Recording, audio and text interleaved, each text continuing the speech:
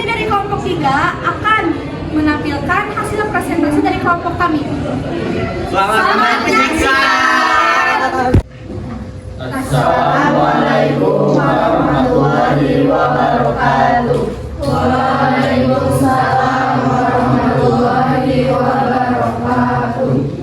Kami dari kelompok 3 akan mempresentasikan mengenai proyek penguatan profil pelajar Pancasila. Sebelumnya, izin memperkenalkan diri, nama saya Rifaulia Rahmawati. Saya Ranggit Linda. Nama saya Takwa. Saya Pratama Putra. Saya Khaira Zahra. Saya Sri Ayu Komarasari. Baik, langsung saja kita mulai. Profil pelajar Pancasila merupakan sejumlah karakter dan kompetensi yang dirumuskan dalam bentuk deskripsi yang terdiri dari beberapa dimensi, yaitu beriman, mandiri, bergotong royong, benar, kritis, dan kreatif. Nah, ada konsep 4R agar tercipta sekolah yang 5R. Yang pertama ada reduce, yaitu mengurangi penggunaan sampah. Yang kedua ada reuse, menggunakan kembali. Ketiga ada recycle atau daur ulang. Yang keempat dari waste atau mengganti.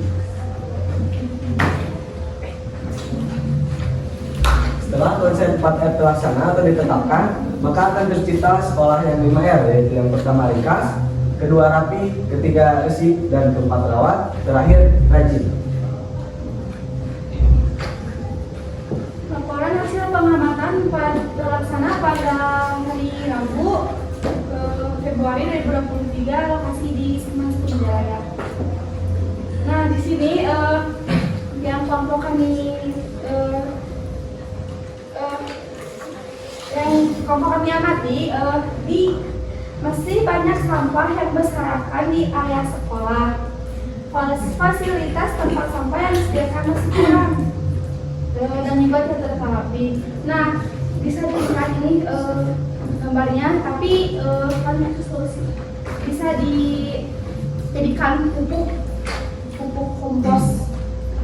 Solusi yang kedua, tadi yang pertama yang menjadikan pupuk, yang kedua harus sadar diri akan kebersihan lingkungan sekolah. Jadi siswa harus sadar diri, jangan membawa sampah sembarangan.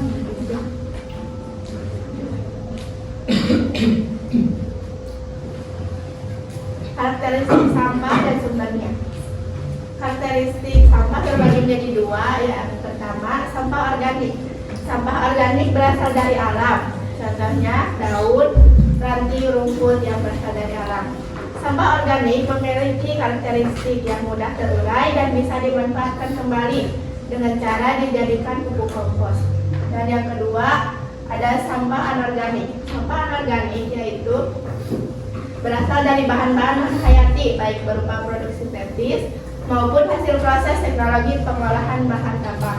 Contohnya, botol plastik, sedotan plastik, pecahan beling yang bersumber dari manusia. Sampah anorganik memiliki karakteristik yang sulit untuk terurai karena membutuhkan waktu yang lama. Sampah ini dapat dimanfaatkan dengan cara daur ulang. Nah, sebagaimana yang telah tadi teman saya jelaskan, bahwa sampah organik dapat kita manfaatkan menjadi pupuk kompos. Nah, ini ada cara mengolah sampah organik menjadi pupuk kompos. Alat yang harus disiapkan, yang pertama tong yang tertutup, kedua tongkat pengaduk, lalu cutter dan karung. Bahan yang harus disediakan yaitu sampah daun dan rumput yang merupakan sampah organik, lalu larutan EM4, gula pasir, dan air. Nah, ini cara mengolah sampah organik menjadi pupuk kompos. Pertama, siapkan karung untuk wadah sampah daun dan rumput. Kedua, potong sampah menjadi kecil-kecil supaya sampah mudah untuk terurai. Ketiga, masukkan sampah tersebut ke dalam tong. 4. Masukkan air ke dalam tong. Lalu, masukkan gula pasir, tambahkan larutan EM4. Selanjutnya, aduk hingga merata. Setelah itu, wadah tong dengan rapat. Lalu simpan di tempat teduh yang tidak terkena sinar matahari hingga 3 minggu. Nah, rincian pembiayaan alat dan bahan untuk pembuatan pupuk kompos. Tongkat tertutup harganya 90.000. Tongkat pengaduk kita bisa didapatkan tanpa membeli. Lalu cutter harga 5.000, kalung 4.000, sampah daun dan rumput kita cari di lingkungan, kan itu yang akan diolahnya. Terus EM4 harganya 12.000, gula pasir 4.000, total 115.000. Nah, alokasi waktu mengumpulkan sampah 30 menit, memotong sampah 15 menit, mengaduk 1 menit, penyimpanan 3 minggu. Baik, mungkin itu yang dapat kami presentasikan. Apabila ada pertanyaan, dipersilakan. Perkenalkan, nama saya Natia Novianti Putri, perwakilan dari kelompok 2. Izin bertanya, mengapa dalam pengomposan ruangan harus tertutup rapat? Terima kasih, Natia. Langsung saja dijawab. Dalam pengomposan pupuk harus ditutup rapat karena apabila udara masuk ke dalam tong tersebut, maka penguraian atau pembusukan sampah itu tidak akan berjalan secara sempurna. Jadi kita harus menutupnya secara rapat-rapat.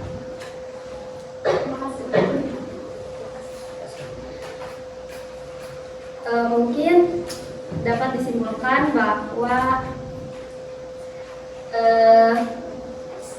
sampah dapat kita manfaatkan apabila kita bisa mengolahnya. Seperti yang telah kami jelaskan, sampah organik dapat dijadikan sebagai pupuk kompos.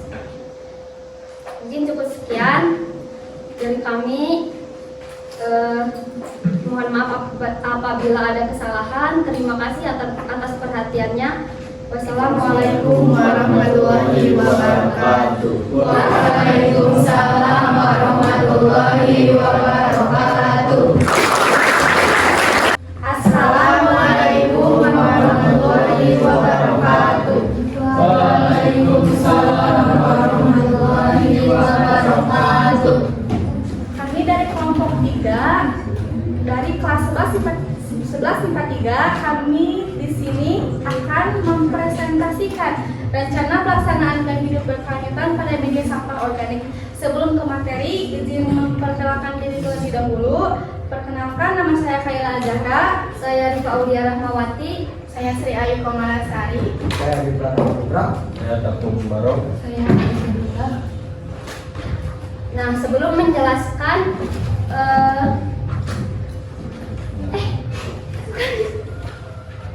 sebelum menjelaskan rencana pelaksanaan gaya hidup berkelanjutan pada media sampah organik, kita harus mengetahui dulu apa itu makna gaya hidup berkelanjutan. Nah, makna dari gaya hidup berkelanjutan adalah menjalankan hidup dengan kesadaran dan berpikir dalam jangka panjang. Rencana yang kami akan lakukan yang akan dijelaskan oleh rekan-rekan saya. Yang pertama yaitu memilah sampah organik dan anorganik. Yaitu caranya pisahkan sampah organik seperti dedaunan, rumput, dan sisa makanan dengan sampah anorganik seperti sampah plastik, botol air mineral, dan pecahan beling. Manfaat dari memilah sampah tersebut yaitu dapat mengurangi penumpukan sampah, memudahkan untuk daur ulang, dan menambah nilai ekonomis. Dan sampah organik juga dapat menyebabkan bau yang sangat tidak sedap. Oleh karena itu, hal yang dapat kita lakukan adalah mengolah sampah tersebut menjadi pupuk kompos. Nah, pada umumnya Sampah organik dimanfaatkan sebagai pupuk kompos. Namun selain itu kita juga dapat memanfaatkan daun-daun yang berserakan menjadi kerajinan tangan seperti pada gambar berikut. Nah, selain itu juga sampah organik seperti rumput, daun-daun kering dan juga sisa makanan bisa kita jadikan pakan ternak. Tapi gak semua sisa makanan itu bisa dijadikan pakan ternak itu, seperti limbah pasar kayak sawi dan wortel karena karakternya mudah busuk, tapi bisa kita jadikan sebagai pakan lele. Jadi kesimpulannya, sampah organik itu dapat dimanfaatkan untuk menjadi pupuk, kerajinan tangan, dan juga pakan ternak. Sekian dari presentasi kami. Sebelumnya ada yang mau ditanyakan? Silakan. Perkenalkan, nama saya Iksan, perwakilan dari kelompok 4. Izin bertanya, apa saja keuntungan menerapkan gaya hidup berkelanjutan pada media sampah organik? Baik, akan saya jawab. Keuntungan pada gaya hidup berkelanjutan pada media sampah organik adalah kita dapat mengurangi sampah-sampah organik yang dapat mengakibatkan dampak buruk bagi lingkungan seperti bau busuk yang menyengat.